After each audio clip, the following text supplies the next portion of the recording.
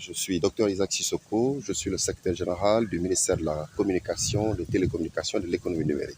L'atelier qui nous réunit aujourd'hui et qui réunit l'ensemble des acteurs de l'écosystème avec nos partenaires techniques et financiers tels que le PNUD, ISOC Sénégal, l'UNESCO, est un atelier pour la restitution d'une étude que nous avons commanditée sur laquelle le PNUD nous a accompagnés sur les usages et services numériques, mais aussi sur la refonte et la vulgarisation d'une plateforme que nous voulons que l'ensemble des acteurs de l'écosystème s'approprient, à savoir la plateforme pour l'Observatoire national du numérique. Vous savez, le secteur du numérique, c'est un secteur innovant. Et pour qu'il soit innovant, il faudrait créer un environnement qui puisse créer de l'émulation entre les différents acteurs de l'écosystème. Et à ce titre-là, cette étude vient à son heure, puisqu'il va, à l'instar de ce qui se fait dans le secteur pétrolier et gazier, mettre en place un écosystème pour que le contenu local, qui est au Sénégal, puisse être un contenu qui soit dynamique, qui soit créateur de valeur et de richesse.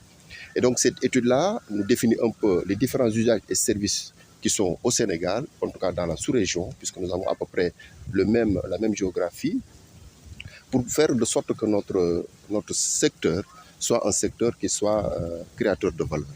Et donc nous avons réuni aujourd'hui l'ensemble des acteurs de l'écosystème pour partager avec eux cette étude-là et espérer à la fin de l'atelier avoir le retour d'observation pour les décisions qui devront être prises afin de, encore comme je disais tout à l'heure, dynamiser notre secteur.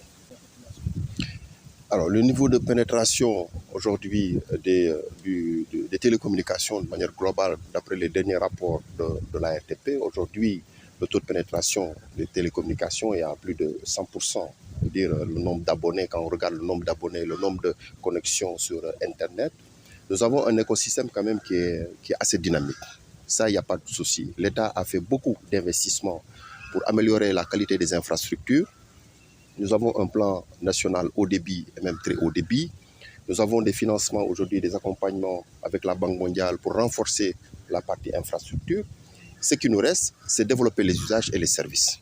Et ça, pour ça, il faut créer un écosystème qui soit assez dynamique. Et pour ce faire, l'État, comme si vous l'avez suivi, a mis en place un dispositif pour accompagner les startups. Ce dispositif-là est en train d'être mis en œuvre. L'étude vient montrer un peu comment ces usages et ces services peuvent se développer et comment les acteurs peuvent se l'approprier. Donc nous espérons, à l'issue de tout ce travail, que nous aurons enfin des champions nationaux qui pourront aller à la compétition sur le plan international, puisque la particularité du numérique, c'est que ça transcende les frontières et qu'une technologie qui se développe dans un pays, quel que soit son niveau de développement, peut être appropriée très rapidement par un autre pays, quel que soit son niveau de développement. Donc c'est un secteur véritablement qui est transverse aujourd'hui, qui innerve et qui inhibe toutes les activités économiques et sociales.